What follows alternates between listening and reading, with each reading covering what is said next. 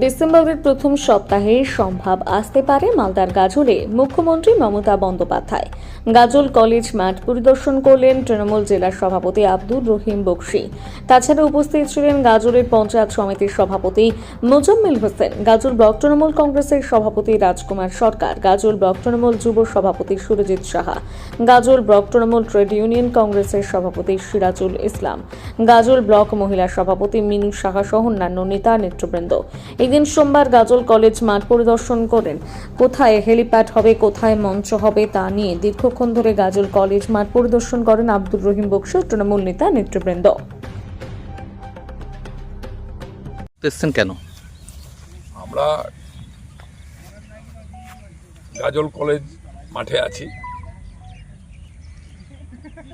December মাসে প্রথম সপ্তাহে আমাদের সম্মানীয় মুখ্যমন্ত্রী মাননীয় মমতা ব্যানার্জি আসার সম্ভাবনা আছে দলীয়ভাবে জনসভা করার জন্য। সে কারণে মাঠটা দেখে রাখছি, যদি এরকম কোনো তারিখ আমরা পেয়ে যাই তাহলে যাতে দ্রুতগতিতে আমরা প্রস্তুতি গ্রহণ করতে পারি, তার জন্য আমরা গাজলের সমস্ত নেতৃত্ব, গাজলের আমাদের পার্টি ব্লক সভাপতি রাজকুমার আছে, পঞ্চায়েত সমিতির সভাপতি সবাই সমস্ত নেতৃত্ব আমরা এখানে এসেছি। মাঠটা দেখে রেডি করে মাঠটাকে রাখছি। দেখলেন কোথায় কোথায় হেলিপ্যাড হতে পারে বা মঞ্চ? ঘুরে ঘুরে দেখলাম, দেখে আমরা সেরকম কোনো খবর পেলেই সাথে সাথে এসে প্রশাসনিকভাবে তো লোকজন আসবে, আমরা আসবো। এই মাঠটাকে আমরা যদি দিদি আসে, এই মাঠটাকে আমরা ফাইনাল করে দিদির কাছে জানাবো যে এই মাঠে জনসভাটা করলে আমাদের মালদার পক্ষে সুবিধা হবে। এক্ষেত্রে মাঠটা খুব ভালো। আপনি যেটা বললেন যে চারিদিক থেকে লোকজন আসার সুবিধা, মেন রাস্তার উপরে দাঁড়িয়ে আছে, আরও অনেক রকমের ব্যাপার আছে যেখানে এখানে করলে আমাদের দলীয়ভাবেও সুবিধা হবে। সাধারণ মানুষ বক্তব্যগুলো দিদি শুনতে পারবেন বিভিন্ন স্তরের। আমাদের এখানে আদিবাসী একটা সংখ্যক মানুষজন আছেন, তারা সকলে আসতে পারবেন কাছাকাছি থাকলে।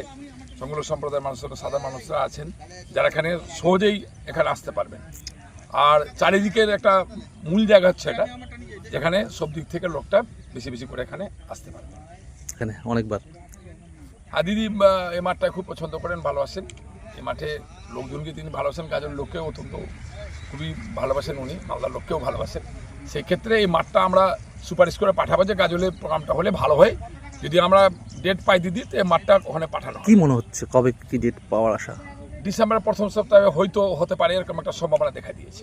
ঠিক আছে।